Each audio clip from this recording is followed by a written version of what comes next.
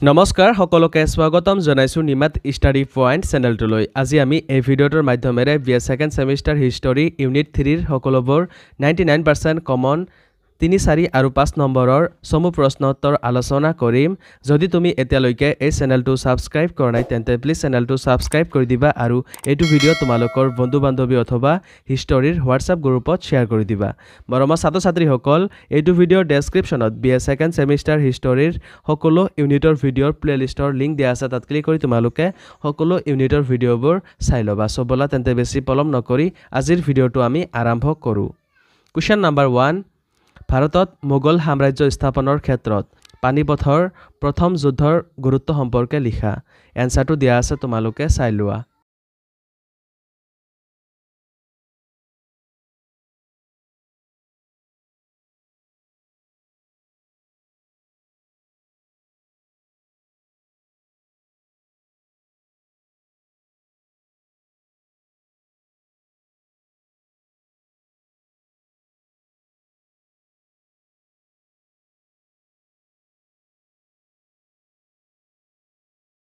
ছাত্ৰ-ছাত্ৰীসকল, ভিডিঅ'টো আগবঢ়োৱাৰ আগতে এটা সুখবৰ।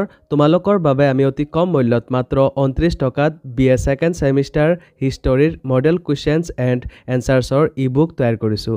যোৱা বছৰ যিসকল ছাত্ৰ-ছাত্ৰীয়ে এই ই-বুকটো ডাউনলোড কৰিছিল তেওঁলোকৰ ফাইনেল এক্সামত 100% কমন পৰিছিল বুলি তেওঁলোকে জনাইছে। তোমালোকেও যদি এই ই-বুকটো ডাউনলোড কৰিব বিচৰা তেন্তে স্ক্ৰীনত দিয়া হোৱাটছআপ নাম্বাৰ অথবা ডেছক্ৰিপশ্যনত দিয়া লিংকত ক্লিক কৰি তোমালোকে মোৰ মেনেজাৰৰ লগত কণ্টেক্ট কৰিবা। ধন্যবাদ। কুৱেশ্যন নাম্বাৰ 2, মাৰৱাৰত কোনে ৰাজ্য প্ৰতিষ্ঠা কৰিছিল? এনসাৰটো তোমালোকে চাই লোৱা।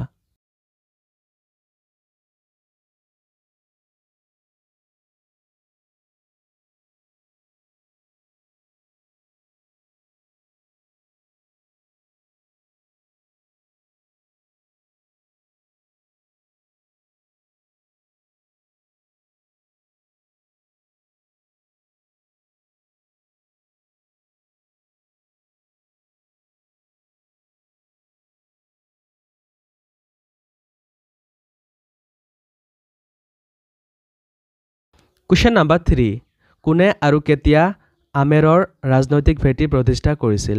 এনসাৰটো তোমালোকে চাই লোৱা।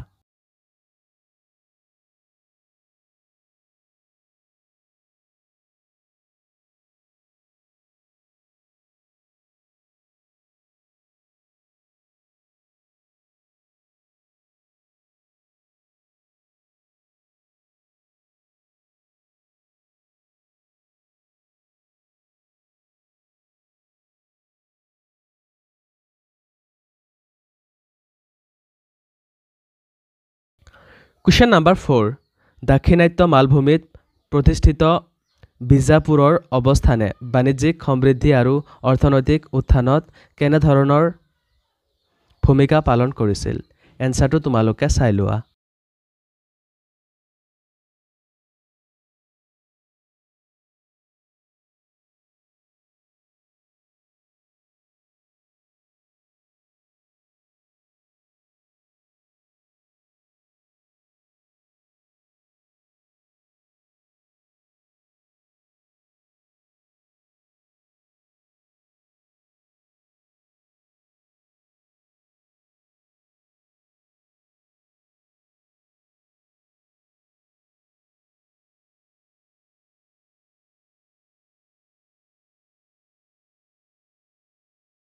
কুৱেশ্যন নাম্বাৰ 5, সপ্তদশ শতিকাৰ দাক্ষিণাত্যৰ ৰাজনীতিত প্ৰভাৱ বিস্তাৰ কৰা আহমদনগৰৰ গুৰুত্বতা সম্পৰ্কে চমুকৈ লিখা। এনসাৰটো তোমালোকে চাই লোৱা।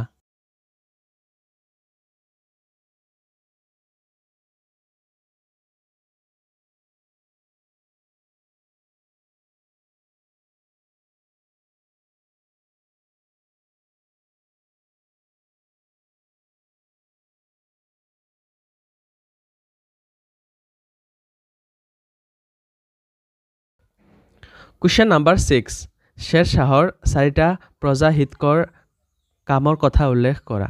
এনসাৰটো তোমালোকে চাই লোৱা।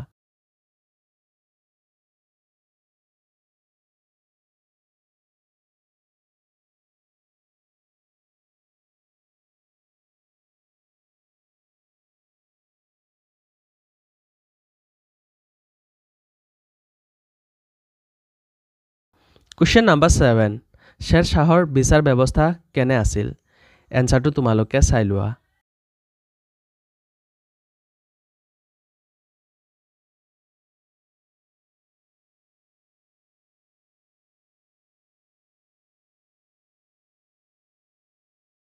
কুৱেশ্যন নাম্বাৰ 8 শ্বেৰ শ্বাহৰ ৰাজনীতি কেনে আছিল এনসাৰটো তোমালোকে চাই লোৱা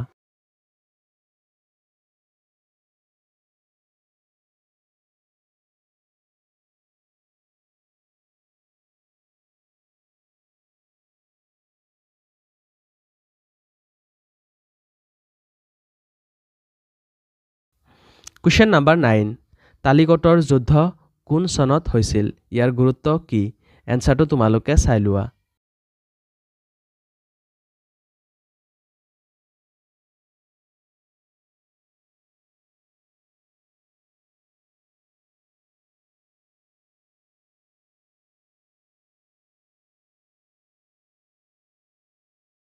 কুৱেশ্যন নাম্বাৰ 10 বিজয়নগৰ ৰাজ্যৰ উৎপত্তিৰ বিষয়ে চমুকৈ লিখা এনসাৰটো তোমালোকে চাই লোৱা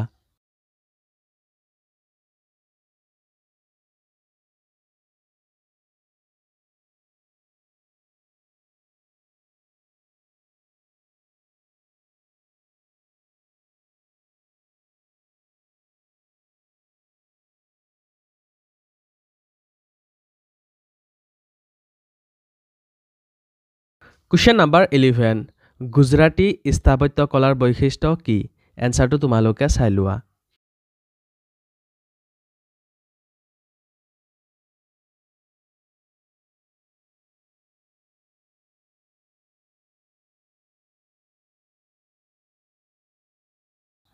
কুৱেশ্যন নাম্বাৰ 12 বাহমনি ৰাজ্য পিছলৈ কেইখন ৰাজ্যত ভাগ হৈ পৰিছিল এই ৰাজ্যবোৰৰ নাম লিখা এনসাৰটো তোমালোকে চাই লোৱা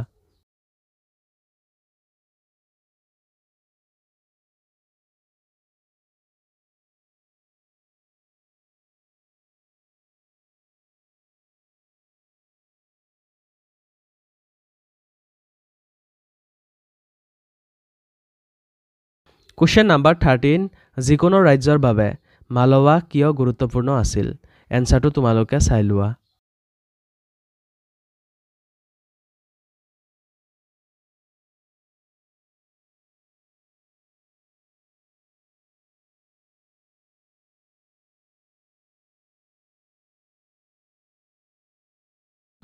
কুৱেশ্যন নাম্বাৰ 14 জৌনপুৰৰ বংশটোক কিয় শাকী বংশ বুলি কোৱা হয় এনসাৰটো তোমালোকে চাই লোৱা